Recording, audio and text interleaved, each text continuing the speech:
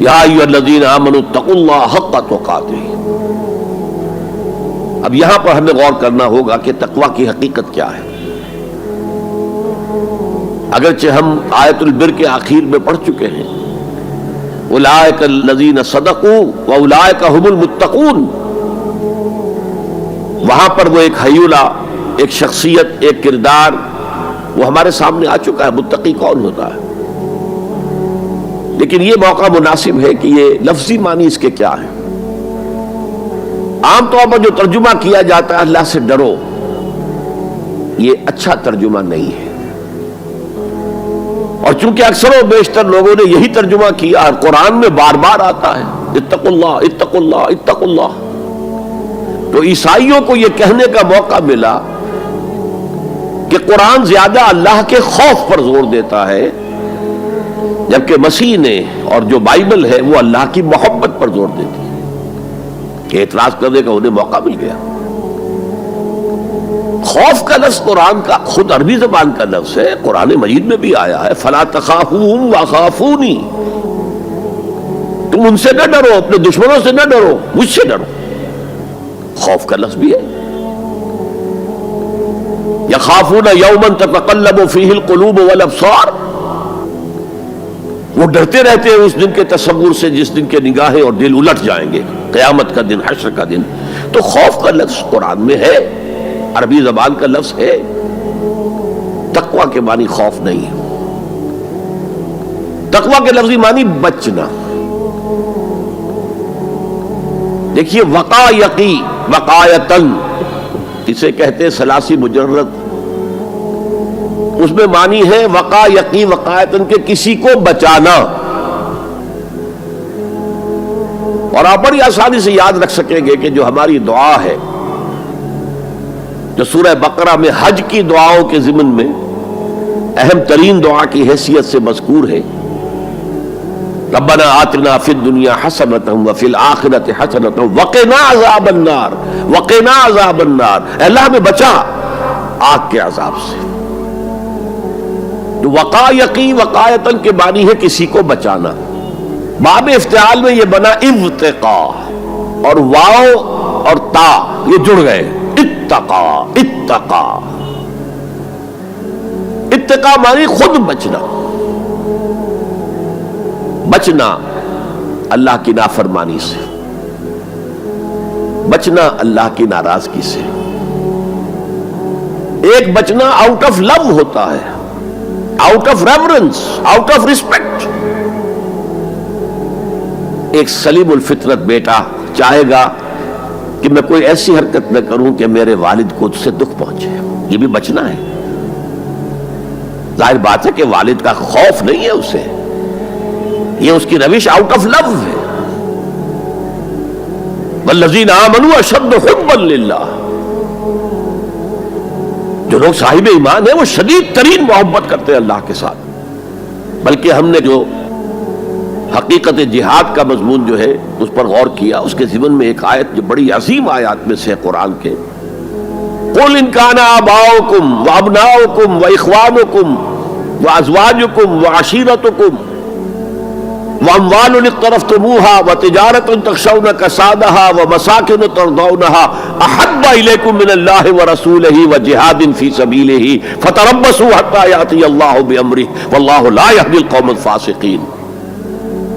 اے نبی ان سے کہہ دیجئے کہ اے لوگو، اگر تمہیں اپنے باپ اور اپنے بیٹے اور اپنے بھائی اور اپنے زوج، مرد کے لیے بیوی، بیوی کے لیے شوہر، اور اپنے رشتہ دار اور اپنے وہ مال جو تم نے بڑے محنت سے جمع کیے ہیں، اور اپنے وہ کاروبار جن میں کساد کا، سرد بازاری کا تمہیں خوف لاحق رہتا ہے، مندہ نہ ہو جائے، اور تمہارے وہ مکان جو تمہیں بہت محبوب ہیں، بہت سجایا ہے، بہت عمدہ فرنش کیا ہے، اعلیٰ ترین مکان بنایا ہے،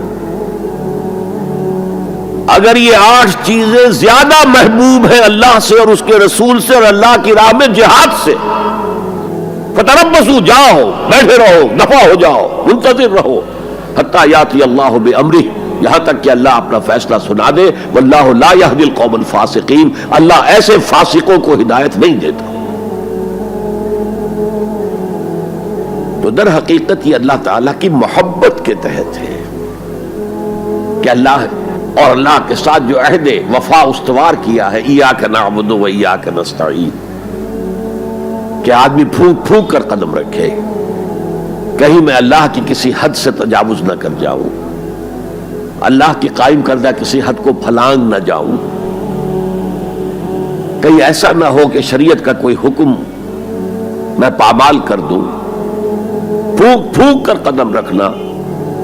لو سانس بھی آہستہ کہ نازک ہے بہت کام، آفاق کی اس کارگہ شیشہ گری کا. اس روش کا نام تقویٰ ہے. دنیا کا تقویٰ یہ ہے، آخرت کا تقویٰ یہ ہے آگ سے بچ جانا. نتیجہ ہے واتقوا النار الذی وقودها الناس والحجارہ، بچو اس آگ سے جس کا ایندھن بنیں گے انسان اور پتھر. یا ایھا الذین آمنوا قوا انفسکم واہلیکم نارا، اہل ایمان بچاؤ اپنے آپ کو اور اپنے اہل و عیال کو آگ سے.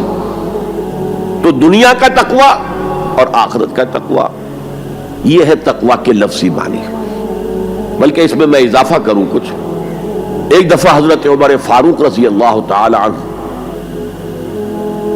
یہ مجلس شورا میں یہ بحث چل نکلی تقویٰ کسے کہتے ہیں، ہاؤ ٹو ڈیفائن تقویٰ. سب حضرات نے اپنی اپنی رائے دی. حضرت ابی بن کعب رضی اللہ تعالی عنہ ایک انصاری صحابی ہیں جن کے بارے میں حضور نے فرمایا ہے کہ اقرأہم ابی بن کعب، میرے صحابہ میں قرآن کا سب سے بڑا جاننے والا ابی ابن کعب ہے. وہ خاموش بیٹھے ہوئے سن رہے تھے باتیں. حضرت عمر نے خاص طور پر کہا ابی آپ نے کچھ نکاح فرمائے. اب انہوں نے کہا کہ امیر المومنین دیکھیے اگر کبھی آپ کو کسی ایسے جنگل میں سے گزرنا پڑے جس میں کوئی پگڈنڈی نہیں ہے، بڑی اونچی اونچی گھاس ہے اور قدم قدم پر خاردار جو ہیں جھاڑیاں ہیں، تو آپ کیسے گزریں گے؟ جسے میں بار بار کہہ رہا ہوں پھونک پھونک کر قدم رکھنا. دیکھ لو کہیں اس گھاس کے اندر یہاں کوئی سانپ جو ہے وہ کنڈلی مارے بیٹھا ہو، تمہارا پاؤں سانپ پر جا پڑے، یا کسی اور موذی جانور کے بل میں پاؤں جا پڑے، یا کہیں تمہارے کپڑے جو ہے وہ کسی جھاڑی کے کانٹوں میں الجھ جائیں. بچ بچ کر نکلنا یہ تقویٰ ہے. یہ زندگی ایک سفر ہے، ہماری منزل آخرت ہے. جیسے حضور نے فرمایا انما الدنیا خلقت لکم وانتم خلقتم للآخرہ، یہ دنیا تمہارے لیے بنائی گئی ہے، تمہارے لیے برتنے کا سامان ہے، لیکن تمہیں آخرت کے لیے بنایا گیا ہے، یہ تمہارا گھر نہیں ہے. تو یہ ہے تقویٰ. اور تقویٰ کی تعلیم قرآن مجید میں اتنی شد و مد کے ساتھ آئی ہے، اتنی شد و مد کے ساتھ آئی ہے، ایک ایک آیت میں دو مرتبہ. سورۃ النساء کی پہلی آیت یا ایھا الناس اتقوا ربکم الذی خلقکم من نفس واحدۃ وخلق منها زوجها وبث منهما رجالا کثیرا ونساء واتقوا اللہ الذی تساءلون به والارحام ان اللہ کان علیکم رقیبا. ایک آیت میں دو مرتبہ تقویٰ کا حکم. اے لوگو، اے بنی آدم، اپنے اس رب کا تقویٰ اختیار کرو جس نے تمہیں ایک جان سے بنایا، اسی سے اس کا جوڑا بنایا اور ان سے کثیر تعداد میں مردوں اور عورتوں کو زمین میں پھیلا دیا. یہ 600-650 کروڑ جو انسان آج دنیا میں ہے، یہ سب کون ہے؟ آدم اور حوا کی نسل سے ہیں. پھر اسی آیت میں دوبارہ واتقوا اللہ الذی تساءلون به والارحام، تقویٰ اختیار کرو اس اللہ کا جس کا ایک دوسرے کو واسطہ دیتے ہو.